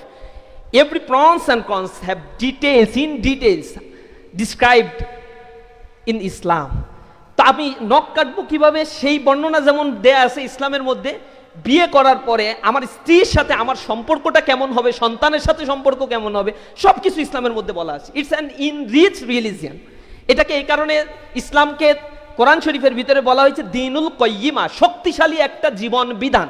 এটাকে ধর্ম বলা হয় নাই, বলা হয়েছে একটা জীবন ব্যবস্থা। জীবন ব্যবস্থা বুঝিয়েন, আপনার জীবন কিভাবে চলবে তা দেয়া আছে, যার মধ্যে তাকে বলা হয় গাইডেন্স, জীবন ব্যবস্থা। যেটা সূরা ফাতিহার মধ্যে আপনি পড়েন না, ইহদিনাস সিরাতাল মুস্তাকিম, আমাকে সিরাতাল মুস্তাকিমের পথ দেখাও। হোয়াট ইজ সিরাতাল মুস্তাকিম? সিরাতাল্লাযিনা আনআমতা আলাইহিম, যে রাস্তায় তারা চলে গিয়েছে, যে রাস্তায় তোমার প্রিয়ভাজন মানুষরা চলে গিয়েছে। সেই প্রিয়ভাজন মানুষ হচ্ছে হযরত মুহাম্মদ মুস্তাফা সাল্লাল্লাহু আলাইহি সাল্লাম। তিনি কোন রাস্তায় চলে গিয়েছেন? সিরাতাল মুস্তাকিমের নাম হচ্ছে কোরআনের দেখানো সেই রাস্তা, অর্থাৎ আল্লাহ রাব্বুল আলামিন যে রাস্তা দেখিয়েছেন, আমার সৃষ্টিকর্তা যে রাস্তা আমাকে দেখিয়ে দিয়েছেন, এই রাস্তার নামটাকে বলা হচ্ছে সিরাতাল মুস্তাকিম, যেটাকে ইসলামে বলা হয় দিন, ধর্ম, জীবন ব্যবস্থা বলে আইডেন্টিফাই করা হয়েছে। এটা অন্য কোনো রিলিজিয়নের সাথে এটা মিলবে না। অন্য রিলিজিয়নের মধ্যে ইকোনমিক সলিউশন নাই, অন্য রিলিজিয়নের মধ্যে সোশ্যাল স্ট্রাকচারাল সলিউশন নাই, অন্য রিলিজিয়নের মধ্যে ইন্টারন্যাশনাল অ্যাফেয়ার্সের কোনো সলিউশন নাই, অন্য রিলিজিয়নের মধ্যে কালচারাল সিস্টেমটা কেমন হবে তার কোনো সলিউশন নাই, অন্য রিলিজিয়নের মধ্যে আপনার পারিবারিক লাইফ কেমন হবে, পারিবারিক লাইফে বন্ডিংস কেমন হবে, সেপারেশনটা কেমন হবে, পিতামাতার প্রতি আপনার দায়িত্ববোধ কেমন হবে, এগুলোর সলিউশনগুলো অন্য কোনো রিলিজিয়নে এত ডিটেলস বর্ণনা করা হয় নাই, যা ইসলামের মধ্যে আল্লাহ রাব্বুল আলামিন ডিটেলস বর্ণনা করে দিয়েছে। এজন্য ইসলামটা হচ্ছে complete and comprehensive code of life. এটা হচ্ছে ওয়েস্টার্নদের সবচেয়ে বড় প্রবলেম, যেটা তারা ডায়ালেকটিক ম্যাটেরিয়ালিজম বলে। তারা দান্দিক বস্তুবাদিতা দিয়ে এই ইসলামকে মুখোমুখি দাঁড় করিয়ে বলে আগামী দিনের এই পাশ্চাত্যের ডায়ালেকটিক ম্যাটেরিয়ালিজমের সাথে সবচেয়ে বেশি ক্লাসটা যার বাঁধবে সেটা হচ্ছে ইসলাম, এবং ইসলামই হচ্ছে আলটিমেটলি আমাদের শত্রু। এবং কোন ইসলাম শত্রু? Militant Islam or fundamental Islam is not actual problem for Western philosophy. The problem is when you will implement the rules and regulations in state level. That is the problem of Western philosophy. মাথার ভিতরে ঢুকান, America, north America, western সোসাইটিতে, ইউরোপের Scandinavian দেশ, Baltic অঞ্চলের দেশগুলোতে যান, Japan জার্মানের যান, এই দেশগুলোর অনেক দেশ, অনেক নাস্তিক দেশে আমার ঘোরার সুযোগ হয়েছে। সেখানে আপনি নামাজ পড়েন, রোজা রাখেন, হজ করেন, যাকাত দেন, এটা তাদের প্রবলেমই না। হজের মৌসুমে স্পেশাল ফ্লাইট তারা দিবে আপনার জন্য, কোনো প্রবলেম নাই। যাকাত দিবেন, কোনো প্রবলেম নাই। কিন্তু তাদের প্রবলেমটা আসলে এই জায়গায়, যখন আমি বলছি যে না, ইসলাম অনুযায়ী সোসাইটি আমরা পরিবর্তন করব, কারণ মানুষ যে রুলস দেয় এই রুলসটা আলটিমেটলি মানুষের জন্য কখনোই উপকারী হতে পারে না। আওয়ামী লীগের সময় হাসিনা যে রুলসগুলো করেছিল, যে অ্যাক্টগুলো করেছিল, এই অ্যাক্টের অনেকগুলো অ্যামেন্ডমেন্ট করতে হয়েছে, অনেকগুলো অ্যাক্টকে রিফাইন করতে হয়েছে। যে কনস্টিটিউশন করা হয়েছে, যে কনস্টিটিউশনের অধীনে হাজার হাজার মানুষকে হয়তো ফাঁসিও দেওয়া হয়েছে, সেই কনস্টিটিউশন 2026 সালে এসে আমরা বলতেছি এই কনস্টিটিউশন রিফরমেশন করতে হবে, রিরাইট করা প্রয়োজন আছে। এই কনস্টিটিউশন আমাদের জন্য অযোগ্য, এটা ফ্যাসিবাদ তৈরি করে রাখে। তাহলে একটা কনস্টিটিউশন তাদের কাছে পজিটিভ ভালো হইলো ওই আইনটা, আর আজকে ইন্টারিমের সময় তারা আবার 113টা রুলস তৈরি করে দিল, অর্ডিন্যান্স জারি করে দিল। সেগুলো বলল যে না, এইটা হচ্ছে কনস্টিটিউশনের বেসিক কিছু অ্যামেন্ডমেন্ট আমাদের করতে হবে, তা না হলে এই সোসাইটি বসবাসের অনুপযোগী, এই সোসাইটি দ্বারা আয়নাঘর তৈরি হয়, এই সোসাইটি দ্বারা মানুষ হত্যা করা জায়েজ হয়, এই সোসাইটি মনস্টার তৈরি করে ফেলে। একজনের আইন দ্বারা সে ভালো থাকে কিন্তু আরেকজন ক্ষতিগ্রস্ত হয়। আবার এখন যে আইনগুলো করবে এই সরকারের ইন্টারেস্টের সাথে যায় এমন আইনগুলোই তারা করবে। আপনি একটু খুঁটে খুঁটে দেখবেন কেন জুলাই সনদ তারা মানে না, কেন গণভোট তারা মানে না। জুলাই সনদ মানলে সেখানে অনেকগুলা বিচার বিভাগকে সেপারেট করে দিতে হবে, বিচার বিভাগ স্বাধীন থাকবে, সরকারের হস্তক্ষেপ থাকবে না, এটা তো তারা মানবে না। এটা যদি হয় তাহলে স্বাধীন নির্বাচন কমিশন হবে, এটা তারা মানবে না। অনেকগুলা ইস্যু এখানে জড়িত আছে, সেই ইস্যুগুলো তাদের অ্যাড্রেস করলে তাদের ক্ষমতার মসনদ নড়বড়ে হয়ে যেতে পারে উলট পালট করলে, এই জন্য তারা মানবে না। তাদের জন্য সুবিধা যেটা সেই আইন তারা করবে। অর্থাৎ মানুষ যে আইন করে সেটা কখনোই মানুষের জন্য মানুষের উপকার করতে পারে না অথবা স্যাটিসফাই করতে পারে না। আল্লাহ মানুষকে সৃষ্টি করছেন, আল্লাহর আইনটাই হচ্ছে সকল মানুষের জন্য ইনসাফ, ন্যায়। এটা আপনারা জাজমেন্ট করবেন, পড়বেন এবং জানবেন। এই যে ক্রিটিক্যাল অ্যানালাইসিসটা, মানুষের জীবনের লক্ষ্য এবং উদ্দেশ্য কি, কেনই বা তাকে এই পৃথিবীকে সৃষ্টি করা হলো, কেনই বা এই পৃথিবী থেকে সে একদিন বিদায় নিয়ে চলে যাবে, এটা কি কারণে হয় আসলে, এই জিনিসটা, এই দার্শনিক ফিলসফিটা ইসলামী ছাত্র শিবির একজন স্টুডেন্টকে শেখায়। আর এই জিনিসটা শেখার জন্য ইসলামী ছাত্র শিবির করা উচিত। আমার মনে হয় যে ইসলামী ছাত্র শিবির আসার পরে স্পিরিচুয়ালিটি এবং পার্সোনাল লাইফকে ডেভেলপ করার জন্য যে মেকানিজমগুলো, এই অর্গানাইজেশন সেই মেকানিজমগুলো একটা সোসাইটির জন্য করে রাখছে। একজন প্রশ্ন করছেন ছাত্র শিবিরকে আসলে একটি ছাত্র সংগঠন না রাজনীতি, এটা আমি মনে হয় বলে ফেলছি। যদি শিবির জামাতের অঙ্গ সংগঠন না হয় তাহলে জামাতের নেতারা শিবিরের বিভিন্ন অনুষ্ঠানে কেন উপস্থিত থাকেন, আবার শিবিরের অনেক নেতা পরবর্তীতে জামাতে যোগদান কেন করেন? তো যার রাজনৈতিক ফিলসফি যেরকম সে সেই রাজনীতিটা করতে পারে, এটা নিয়ে আমাদের কোনো হেডেক নাই। অঙ্গ সংগঠন বলতে কি বুঝি বা হচ্ছে লেজুর ভিত্তি রাজনীতি বলতে কি বুঝি, এইটার কোনো ডিফাইনাইট কোনো সংজ্ঞা আমাদের কাছে নাই।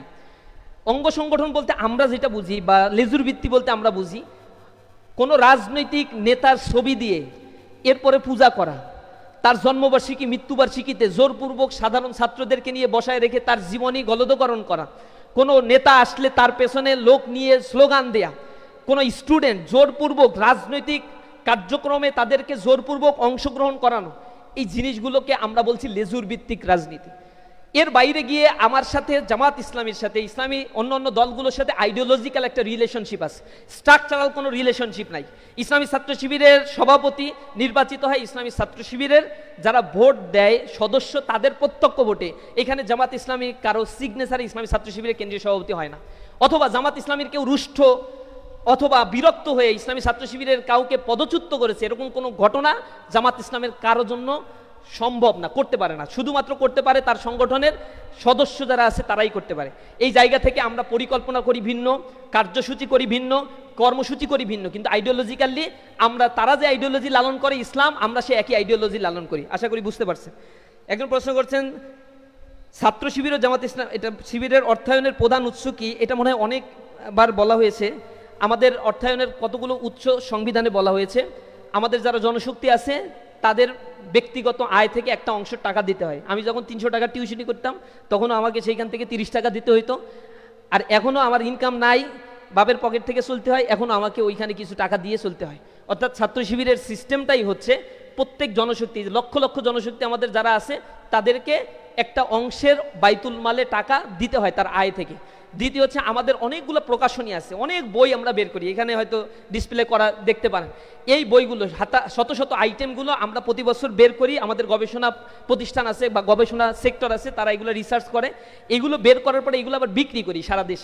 এই বিক্রি থেকে একটা বড় মুনাফা হয়, এই মুনাফা দিয়ে আমরা চলি। আর যে সকল ছাত্ররা ইসলামী ছাত্র শিবির থেকে বিদায় নিয়েছে এদের সবাই প্রায় প্রফেশনালি সাউন্ড, এই মানুষগুলোর শুভাকাঙ্ক্ষীদের একটা আয় আছে। এই 3টা আয় দিয়ে ইসলামী ছাত্র শিবির পরিচালিত হয়। শিবিরে ভিন্ন মতের প্রকাশের সুযোগ আছে কতটুকু? শতভাগ সুযোগ আছে। এখানে আমাদের প্রোগ্রামের মধ্যে একটা প্রোগ্রাম ম্যান্ডেটরি আমাদের প্রোগ্রামের শেষে রাখতে হয়, সেটাকে বলি আত্মসমালোচনা এহতেসাব প্রোগ্রাম। এহতেসাব প্রোগ্রামের সিস্টেম হচ্ছে যিনি সভাপতি তিনি আগে নিজেকে দাঁড় করান যে আপনাদের আমার ব্যাপারে কোনো আত্মসমালোচনা বা সমালোচনা আছে কিনা। ওপেনলি তিনি নিজেকে দাঁড় করান এবং ওই অডিয়েন্স থেকে জুনিয়র সিনিয়র যারাই আছে সভাপতিকে ক্রিটিসাইজ করে। এটা প্রোগ্রামের একেবারে সেপারেট একটা পার্ট। এই পার্টটা বাধ্যতামূলক করতেই হয়, প্রতি স্টেজের প্রোগ্রামে এই প্রোগ্রামটা করতে হবে। সুতরাং আমরা নিজেদের মধ্যে নিজেরা ক্রিটিসিজম করি, আত্মসমালোচনা করি। আবার বাইরের কেউ যদি আমাদেরকে আত্মসমালোচনা করে বা আমাদের ক্রিটিসিজম করে আমরা ওয়েলকাম জানাই, আপনাদেরকে ওয়েলকাম জানাই। কেন্দ্রীয় অফিসে চিঠি পাঠাতে পারেন, শাখার দায়িত্বশীলদেরকে লিখতে পারেন, ওয়েবসাইটে পাঠাতে পারেন, মেইলে পাঠাতে পারেন, ওপেন। নতুন শিক্ষার্থীদের জন্য ইসলামী ছাত্র শিবিরের মূল লক্ষ্য দীর্ঘমেয়াদী ভিশন আমি মনে হয় বলছি। শিবিরের নারী নেতৃত্ব, নারীদের অংশগ্রহণের সুযোগ কীভাবে পরিচালিত হয়, আগামী 10 বছরের শিবিরে কোথায় দেখতে চান? নারী নেতৃত্বের ব্যাপারে আমরা বলি আমাদের সকল ফাংশনে আমাদের বোনরা অংশগ্রহণ করতে পারে, কিন্তু নেতৃত্বের যে কাঠামো, অর্থাৎ কাঠামো আমরা বলি অ্যাসোসিয়েট হওয়া, মেম্বার হওয়া, বায়াত গ্রহণ করা, এই বায়াত গ্রহণের ক্ষেত্রে আমরা শুধু পুরুষদেরকে বা ছাত্রদেরকে অ্যালাউ করি। আমরা মনে করি নারীদের জন্য বা বোনদের জন্য সেপারেট একটা প্রতিষ্ঠান বা সেপারেট একটা অর্গানাইজেশন থাকা উচিত, এবং বোধ করি সেই অর্গানাইজেশন আছে।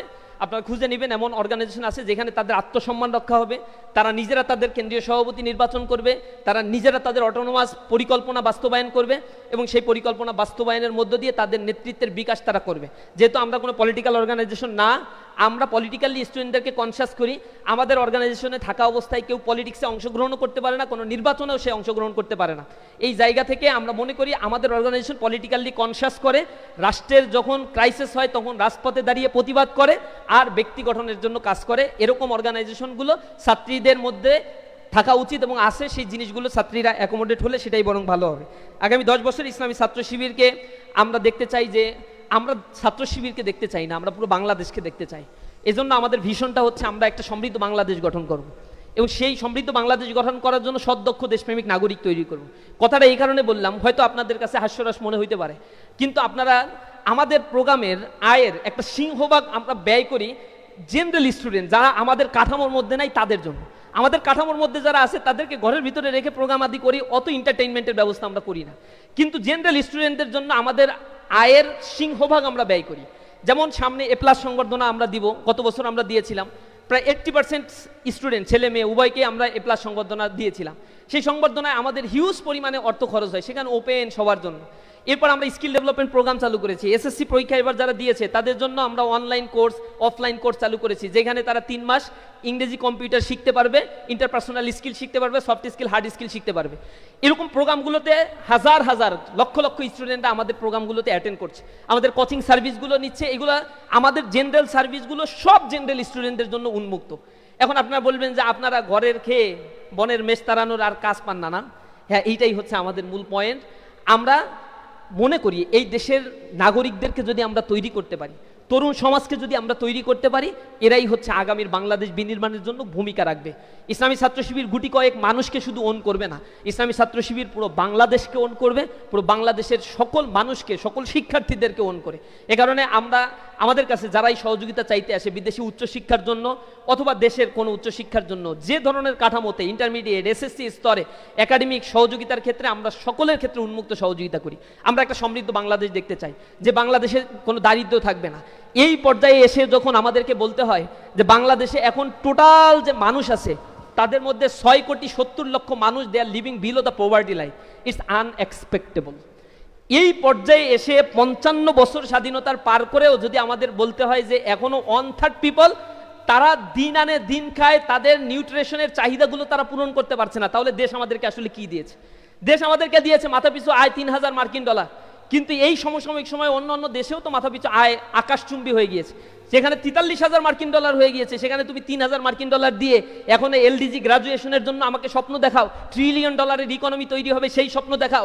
অথচ এই $1 trillion economy Vietnam, Cambodia, Laos অথবা পার্শ্ববর্তী ভারত বা চায়না শুধুমাত্র আইটি বেজ ইনকামের মধ্য দিয়ে তারা করে, যেটা আমাদের লক্ষ্যমাত্রা ধরা হয়েছে 2041 সালের ডেল্টা প্ল্যানের মধ্য দিয়ে।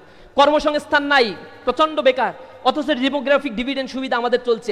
হিউজ পরিমাণে মেধা বাংলাদেশে এখন নষ্ট হয়ে যাচ্ছে, স্ক্যারসিটি আছে। এই মেধাগুলোকে ইউটিলাইজ করে যে বাইরেও তাদেরকে কাজে লাগিয়ে ডায়াসপোরা হিসেবে তাদেরকে বাইরে প্রেরণ করবে, আবার তারা আমাদের এখানে রেমিটেন্স পাঠাবে ফর্মাল চ্যানেলে, সেই সুযোগটা পর্যন্ত বন্ধ করে দেওয়া হচ্ছে। অথবা সেই ক্ষেত্রে আমি দেখেছি যে বাংলাদেশে 11 লক্ষ মানুষ গত বছর বিদেশে গিয়েছে, 11 লক্ষ মানুষ, তার মধ্যে সরকারি চ্যানেল ব্যবহার করে সরকারের বন্দোবস্তের মধ্য দিয়ে মাত্র 15,000 মানুষ গেছে। কেন ইমাজিন? আর বাকিরা গেছে সব দালাল ধরে। আর দালাল মানেই হচ্ছে মাঝখান থেকে 50% টাকা নাই। একটা মানুষ গ্রাম থেকে উঠে এসে ঘটি বাটি সব বিক্রি করে দিয়ে বিদেশে যাচ্ছে, পাড়ি জমাচ্ছে, আর সেই মানুষটার জন্য এটা একটা অভিশাপ হয়ে যাচ্ছে। যাওয়ার পরে আপনি দেখবেন এয়ারপোর্টে যদি কোনোদিন নামেন, পৃথিবীতে অনেক এয়ারপোর্টে আমি দেখছি আলহামদুলিল্লাহ এত বাঙালি পাওয়া যায়, ওয়াশরুমের আশেপাশে ক্লিনার বা মসজিদুল হারামের আশেপাশে বাঙালি আর বাঙালি। একটু কর্পোরেট অফিসে উপরের দিকে যাবেন, মাইক্রোস্কোপ যন্ত্র দিয়েও পাবেন না, এখানে পাকিস্তানের লোক পাবেন, ইন্ডিয়ার লোক পাবেন, তারপরে ভিয়েতনামের লোক পাবেন, চায়নার লোক পাবেন, বাঙালি খুঁজে পাবেন না। বাঙালি হচ্ছে ওই কাজের জন্য। এবং এটা কেন করা হয়? ওই দেশের জন্য তো চাহিদা আরো অনেক, চাহিদা তো তারা দেয় ইঞ্জিনিয়ারও, কিন্তু ইঞ্জিনিয়ার করে কেন বিদেশে পাঠানো হয় না? এগুলো ইচ্ছা করে কনস্পিরেসিটা করা হয়েছে, কারণ আধিপত্যবাদকে এখানে জিয়ে রাখার জন্য। বাংলাদেশ উন্নত হলে 7 সিস্টার্সের উপরে প্রভাব পড়বে, নাগাল্যান্ড স্বাধীনতা চাইবে, মণিপুর স্বাধীনতা চাইবে, আসাম স্বাধীনতা চাইবে, ত্রিপুরা স্বাধীনতা চাইবে। কারণ তারা স্বাধীনতা চাইবে এই কারণে তারা অনুন্নত হয়ে আছে। তারা বাণিজ্য করতে চায় চীনের সাথে, বাণিজ্য করতে চায় শ্রীলঙ্কার সাথে, বাণিজ্য করতে চায় ভুটানের সাথে, বাণিজ্য করতে চায় নেপালের সাথে। ল্যান্ডলক কান্ট্রি হয়েও পৃথিবীতে লিটিল ড্রাগন হওয়া দেশের পরিমাণ কিন্তু কম নাই। গ্রেটার বে এরিয়া তৈরি করা হয়েছে, যেখানে $4.4 ট্রিলিয়ন ইকোনমি তৈরি করার স্বপ্ন দেখছে চায়না। এটাও ল্যান্ডলক একটা এরিয়াতে তারা স্বপ্ন দেখছে। সুতরাং আমাদের দেশটাকে নিয়ে যদি আমরা স্বপ্ন দেখতে পারতাম, তাহলে দেশটা অনেক দূর এগিয়ে নিয়ে যাওয়া সম্ভব হতো। মেধাবীদের একটা বড় অংশ বাংলাদেশের, এটা আমি মনে করি is parts of conspiracy. Oxford, Cambridge, California state ইউনিভার্সিটিগুলোতে যাবেন, পৃথিবীর বড় বড় ইউনিভার্সিটিগুলোতে আপনারা খোঁজ খবর নিয়ে দেখবেন, সেখানে মেধাবীদের একটা বড় অংশ পলিটিক্যাল ইকোনমিক্স পড়ে, পলিটিক্স পড়ে, সাইকোলজি পড়ে, অ্যানথ্রোপোলজি পড়ে। এই জিনিসগুলো খুবই ডিমান্ডেবল এক একটা সাবজেক্ট। এই এই এই জায়গাগুলোতে বাংলাদেশে কারা পড়ে? বাংলাদেশে পড়ে ডাক্তার আর ইঞ্জিনিয়ার যারা হইতে পারে না, এই মানুষগুলো এরপরে গিয়ে সেকেন্ড স্টেজে ওইগুলোকে চয়েস করে, যাদের আসলে সামর্থ্য ওই মেধায় দৌড়তে পারে না। খুব বেশি মেধাবীদেরকে এই লাইনে একেবারে ক্লাসে আমরা দেখছি, ক্লাসের মধ্যে সবচেয়ে মেধাবী টপ মেধাবী যারা, তারা সবাই ধরে সায়েন্স নিয়ে নেবে। আর্টস আর কমার্স নেয় একেবারে নিচের দিকে যারা, এই মানুষগুলো আর্টস আর কমার্স নেয়। সায়েন্স থেকে এ প্লাস এই কারণে বেশি পায়, আর্টস কমার্স থেকে এ প্লাসের পরিমাণ কম থাকে। অথচ আর্টস কমার্সের স্টুডেন্টরা আবার পলিটিক্স করে, আর্টস কমার্সের স্টুডেন্টরা পলিসি মেকার, ইকোনমিক মেকার। আপনি ডাক্তার হচ্ছেন, আপনার ডাক্তারি সেক্টরে যে 1% বরাদ্দ দেওয়া হবে, সেই বরাদ্দটা দেয় আমির খসরু মাহমুদ চৌধুরী, যিনি হচ্ছেন আর্টসে পড়া একজন স্টুডেন্ট, ইকোনমিক্সের ছাত্র বা ফিনান্সের ছাত্র। তিনি হচ্ছে আপনাদের বরাদ্দ দেয়। আপনাদের সিস্টেম কি হবে, কতটুকু পাবেন কতটুকু পাবেন না, আপনাদের অধিকার নিয়ে যারা কাজ করছে তারা হচ্ছে আর্টসের ছাত্ররা। তো মেধাবীদেরকে এই জায়গা থেকে একেবারে ইচ্ছা করে আইসোলেট করা হয়েছে। আর প্রফেশন হিসেবে ইচ্ছা করে দুইটা প্রফেশনকে বাংলাদেশে হাইলাইট করা হয়েছে। এটা একটা এডুকেশনাল হিজিমনি এবং কালচারাল হিজিমনি গেট টুগেদার, একসাথে হয়ে কনস্পাইরেসিতে অংশগ্রহণ করছে। আর সেই অংশগ্রহণের পার্ট আমরা যুগে যুগে হচ্ছি। ব্রিটিশ শাসিত এই অঞ্চলে যেভাবে আমাদের এডুকেশন সিস্টেমকে সাপ্রেস করে রাখা হয়েছে, আমাদের হিউম্যান রিসোর্সগুলো মোবিলাইজ না করে তাদেরকে সাপ্রেস করে রাখার জন্য কিছু সার্টেন প্রফেশনের মধ্যে তাদেরকে ঢুকিয়ে দেওয়া হয়েছে। ডাক্তার হওয়ার পরে আপনি তো কাটাকাটি আর ওইগুলো নিয়ে পড়ে আছেন, রাজনীতি নিয়ে চিন্তা করার আপনার সময় কই? আপনি ওইগুলো নিয়ে আসেন। মেধাবীরা রাজনীতি নিয়ে ভাববে না, অর্থনীতি নিয়ে ভাববে না, রাষ্ট্রনীতি নিয়ে ভাববে না, রাষ্ট্র বিক্রি করে দিচ্ছে ওদিকে। খোঁজ নাই কোনো ডাক্তারের, কোনো ইঞ্জিনিয়ারের খোঁজ নাই। অথচ তারা মেধাবী, তারা শিক্ষিত, তারা জাতির সূর্য সন্তান, হ্যান বলি ত্যান বলি, কিন্তু তাদেরকে ইচ্ছা করে এদিকে রাখা হয়েছে। কারণ প্রফেশন হিসেবে ওইগুলাকে গ্লোরিয়াস প্রফেশন হিসেবে উপস্থাপন করা হয় নাই। এখানে এডুকেশন সিস্টেমের ক্ষেত্রে রিসার্চ করে এইখানেও যে উন্নত ক্যারিয়ার করা যায়, তার কাউন্সিলিংটা আমাদের দেশে করা হয় নাই। যাই হোক, এটা দেশের দৈন্যতা নিয়ে আপনাদেরকে এত বেশি বললে তো আবার লাভ নাই। আপনাদেরকে সিনারিওটা বুঝাচ্ছি, 4-5 বছরের একটা জার্নির মধ্যে আপনারা যাবেন। আপনারা দেশটাকে একটু ওন করিয়েন। মানুষ আপনাকে অনেক ভালোবাসে, আপনাদের জন্য অনেক টাকা এখানে ইনভেস্ট করা হয়। আমরা ভার্সিটিতে পড়াশোনা করছি, 1 বছরে 1 মাসে 30 টাকা করে দিয়ে পড়া, এরপরে ভার্সিটি পাস করছি, গ্রাজুয়েশন পাস করছি। 30 টাকায় লবণও কেনা হয় না। সেই 30 টাকা দিয়ে থাকছি, সকল ফ্যাসিলিটিস নিছি, গভর্নমেন্টের প্রফেসরদের কাছে পড়ছি, রিসার্চ করছি, এরপরে বের হয়ে আসছি। ইউ কান্ট ইমাজিন আপনাদের পেছনে সরকারের কত টাকা খরচ হবে। আপনারা যদি বেসরকারি মেডিকেলে পড়তেন কত টাকা লাগতো চিন্তা করে দেখেন। এই টাকাগুলো ট্যাক্সের টাকা থেকে আসে। বাংলাদেশে যে 9 লক্ষ কোটি টাকার বাজেট করা হলো, এই 9 লক্ষ কোটি টাকার বাজেটের 6,30,000 বা 40,000 কোটি টাকা আসবে এনবিআর থেকে, national board of revenue. NBR যে আয় করে তার 2টা সেগমেন্ট, একটা হচ্ছে ডিরেক্ট ট্যাক্স, একটা হচ্ছে ইনডিরেক্ট ট্যাক্স। ডিরেক্ট ট্যাক্স হচ্ছে ইনকাম ট্যাক্স, যার বড় লোক তারা এই ট্যাক্সটা দেয়। বাংলাদেশে যারা বড় লোক আছে তাদের 25% ট্যাক্স দেয়, তাও তার ভিতরে শুভঙ্করের ফাঁকি আছে, 75% ট্যাক্সই দেয় না। আর যা আসে, বাকি যে টাকাটা আসবে 4 লক্ষ কোটি টাকা, এই 4 লক্ষ কোটি টাকা হচ্ছে ইনডিরেক্ট ট্যাক্সের টাকা, ভ্যালু অ্যাডেড ট্যাক্স।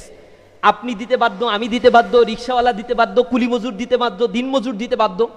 আর ওই টাকাই সিংহভাগ আসে এনবিআর এর আয়ের, যে ডিরেক্ট ট্যাক্সের টাকা খুবই কম আসে। আর একটা আয় আছে বিদেশ থেকে ফরেন এইড সহযোগিতা নিয়ে আসে, আর ডোমেস্টিক লোন নেয়, ব্যাংক থেকে টাকা নেয়, ওইগুলোও সামহাও আপনার আমারই টাকা নেয়। সরকার এভাবেই গোজামিল দিয়ে কিন্তু রাষ্ট্র পরিচালনা করে। তো সামহাও ওই টাকাগুলো দিয়ে আপনার মেডিকেল কলেজ চলে, বিশ্ববিদ্যালয়গুলো চলছে। একজন রিক্সাওয়ালার প্রতি আমাদের কিন্তু একটা দায়বদ্ধতা আছে, এটা যেন আমরা কখনো ভুলে না যাই। একজন দিন মজুরের প্রতি আমার দায়বদ্ধতা আছে, এটা যেন আমি ভুলে না যাই। আমি একটা স্টেজে ওঠার পরে আমার মানবিকতা যেন হারিয়ে না যায়, এটা আপনাদের প্রতি আমার বিনীতভাবে অনুরোধ থাকবে। আল্লাহ রব্বুল আলামিন আমাদেরকে এই জন্যই সৃষ্টি করেছেন। সূরা আলাক পড়ে দেখবেন, আল্লাহ রব্বুল আলামিন বলছে, ইকরা বিইসমি রব্বিকাল্লাযী খলাক, পড়ো তোমার প্রভুর নামে যিনি তোমাকে সৃষ্টি করেছেন। খলাকাল ইনসানা মিন আলাক, মানুষকে তিনি সৃষ্টি করেছেন জমাট রক্তবিন্দু থেকে, যেটাকে কোরআনে বলা হয়েছে মিন নুতফাতিন আমশাজ, একটা শুক্র রক্তবিন্দু যা শরীর থেকে নির্গত হলে গোসল ফরজ হয়ে যায়। এমন একটা রক্তবিন্দু থেকে আল্লাহ রব্বুল আলামিন আমাদেরকে সৃষ্টি করেছেন। সুতরাং আমি সৃষ্টি তত্ত্ব নিয়ে যেন খুব বেশি গর্ব না করি, ওই দিনকে যেন ভয় করি যেই দিনে আমাকে যে নিয়ামত দিয়ে আল্লাহ রব্বুল আলামিন সৃষ্টি করেছেন, সেই নিয়ামতের ব্যাপারে আমাকে যেন জিজ্ঞাসা করলে আমি সঠিক জবাব দিতে পারি। আপনার মা কখনোই মায়ের কাছে একবার জিজ্ঞেস করে, আমার মার কাছে আমি জিজ্ঞাসা করছি, আম্মা আমি যখন তোমার পেটে ছিলাম তুমি কি হাত তুলে আল্লাহকে বারবার বলছিলা, আল্লাহ আমার ছেলের 2টা কান দিও, আল্লাহ নাক দিও, নাকের ভিতরে 2টা ছিদ্র যেন থাকে, চুল যেন ঠিকঠাক মতো গজায় সেরকম একটা মেকানিজম দিও, হরমোনগুলো ঠিকঠাক মতো দিও, অক্সিপিটাল লোব দিও, ফ্রন্টাল লোব দিও, তা বা তুমি হচ্ছে হরমোনগুলো, ডোপামিন হরমোনগুলো ঠিকঠাক মতো বসাই দিও। মা তো আমার মার এগুলো বলার পরে বলছে, এগুলো কি নামই শোনে নাই কোনোদিন। এগুলো কি বলিস তুই? আচ্ছা শরীরের মধ্যে এরকম তো আছে, হার্ট আছে, এখানে অনেক কিছু নিয়েই তো আমার শরীর, তা তুমি এগুলো না বললে আল্লাহ কেন দিয়েছে তোমার? বলছি এটা তো আমার নিয়ামত দিছে আল্লাহ। এই যে হ্যাঁ, এরকম নিয়ামত সবাইকে আল্লাহ পরিপূর্ণ করে দিয়েছেন শরীরের ভিতরে এই মেকানিজম, যা তৈরি করতে মাথা থেকে নখ পর্যন্ত একটা নখের 10টা ডাক্তার, একটা চোখের 20টা ডাক্তার, ডাক্তারের কোনো অভাব নাই। এইগুলো আবার FCPS পাস করা এক একটা পার্টের ছোট্ট ডাক্তার। চোখ দেখাইতে গেছি, বলছি পাওয়ারের ডাক্তার দেখে বলছে, আমি বলছি একটু কম দেখি, ও অমুক জায়গায় একটু ব্যথা করছে, বলে এইটা আমার ফাংশন না, তুমি ওই আসলাম সাহেবের কাছে যাও। অমুকের কাছে যে আর একটা সমস্যা, বলে ওইটা আমার না, ওইটা অমুকের এক চোখের মধ্যে 3টা ডাক্তারের কাছে যাওয়া লাগছে। পরে শুনলাম অ্যাডমিন অফিসারের কাছে এখানে আর কয়টা বিশেষজ্ঞ ডাক্তার আছে, বলছে 14টা আছে, একবারে স্পেশালাইজ 14 জন ডাক্তার আছে এক চোখ। আমি জানি না এটা আরো কত ভার্সাটাইল, আমি এটা জানি না। তবে আমার মনে হয় যে পুরা শরীরের ডাক্তারের হিসাব করলে যে কত সেগমেন্ট, এই সেগমেন্টটা আল্লাহ আমাকে দিয়েছে এবং আল্লাহ রাব্বুল আলামিন আমাকে নিয়ামতে পরিপূর্ণ করে দিয়েছেন। আল্লাযী খলাকাকা ফাসাওয়াকা ফাআদালাক, যিনি তোমাকে সুষমা মণ্ডিত করে দিয়েছেন। কিন্তু এর ব্যাপারে তো জিজ্ঞাসা করা হবে। সূরা গাশিয়ার মধ্যে আল্লাহ রাব্বুল আলামিন বলছে, হাল আতাকা হাদিসুল গাশিয়া, তোমার কাছে সেই মহা বিপদ আচ্ছন্নকারী সংবাদটা কি এসে পৌঁছেছে? উজুহু ইয়াউমাইযিন খাশিয়া, সেদিন কিছু চেহারা হবে ভীত বিহব্বল, আমিলাতুন নাসিবা, ক্লান্ত শ্রান্ত হয়ে থাকবে। হাদিসের মধ্যে আসছে সেদিন ঘর্মাক্ত হয়ে যাবে, এই কপাল এই যে ঘাড় সমান গলা সমান ঘামে হাবুডুবু খেতে থাকবে। আমিলাতুন নাসিবা তাসলা নারান হামিয়া, কিছু মানুষকে সেদিন উত্তপ্ত আগুনের মধ্যে নিক্ষিপ্ত করা হবে। তুসকা মিন আইনিন আনিয়া লাইসা লাহুম তুআমুন ইল্লা মিন দরি, সেদিন মানুষকে কাঁটাযুক্ত তৃণখণ্ড খাওয়ানো হবে। লাইসা লাহুম তোয়াম, তাদের জন্য আর কোনো খাবার থাকবে না ওই কাঁটাযুক্ত তৃণখণ্ড ছাড়া। এগুলো তাদেরকে জোর করে খাওয়ানো হবে, এগুলো খেতে গিয়ে শরীরের ভিতরে ঢুকবে এবং চিটতে চিটতে শরীরের ভিতর থেকে বের হবে, পার্শ্ব দেশ থেকে সেটা বের হয়ে যাবে। লাইসা লাহুম তোয়ামুন ইল্লা মিন দরি উজুহু ইয়াউমাইযিন নাইমা লিসাইহা রাদিয়া ফি জান্নাতিন আলিয়া, সেদিন কিছু মানুষের চেহারা হবে আলোকোজ্জ্বল, উদ্ভাসিত মানুষ হবে, কারণ তারা আল্লাহর সন্তুষ্টি অর্জনের জন্য দুনিয়াতে প্রচেষ্টায় অব্যাহত ছিল, মানুষের উপকারের জন্য তারা কাজ করছে, মানুষের মতো মানুষ হয়ে উঠেছে। আমরা যেন সেই মানুষের মতো মানুষ হয়ে গড়ে উঠতে পারি, যে জীবনটি আল্লাহ রাব্বুল আলামিন আমাকে দিয়েছেন, এমন জীবন করিবে গঠন, মরণে হাসিবে তুমি আর কাঁদিবে ভুবন।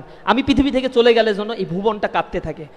সুফিয়া কামাল যেটা বলেছে, তোমাদের ঘরে আলোর অভাব কভু নাহি হবে আর, আকাশ আলোক বাঁধি আনি দূর করিবে অন্ধকার, শস্য শ্যামলা এই মাটি মার অঙ্গ পুষ্ট করে আনিবে অটুট স্বাস্থ্য সবল দেহ মন ঘরে ঘরে, তোমরা আনিবে ফুল ও ফসল পাখি ডাকা রাঙা ভোর, জগৎ করিবে মধুময় প্রাণে প্রাণে প্রীতিডোর। আমরা প্রতিটি প্রাণের মেলবন্ধনে এই সমাজকে গড়ে তুলতে চাই, অন্যায়ের বিরুদ্ধে দাঁড়িয়ে যেতে চাই, সমাজকে গড়ে তুলতে চাই, মেধা এবং মনন এই জাতির জন্য উপকার যেন বয়ে নিয়ে আসতে পারে, সে আশাবাদ ব্যক্ত করে আমার কথা শেষ করছি। আসসালামু আলাইকুম ওয়া রাহমাতুল্লাহি ওয়া বারাকাতুহু। সুপ্রিয় দর্শক, আপনারা বাংলাদেশ ইসলামী ছাত্র শিবিরের কেন্দ্রীয় সভাপতি নুরুল ইসলাম সাদ্দাম ভাইয়ের পুরো ভিডিওটা দেখলেন। তো সব মিলিয়ে শিবিরের এই আয়োজন এবং বক্তব্য আপনাদের কাছে কেমন লেগেছে তা অবশ্যই কমেন্ট করে জানিয়ে দেবেন। ভিডিওটা ভালো লাগলে শেয়ার করবেন। সকলকে ধন্যবাদ। আসসালামু আলাইকুম ওয়া রাহমাতুল্লাহ।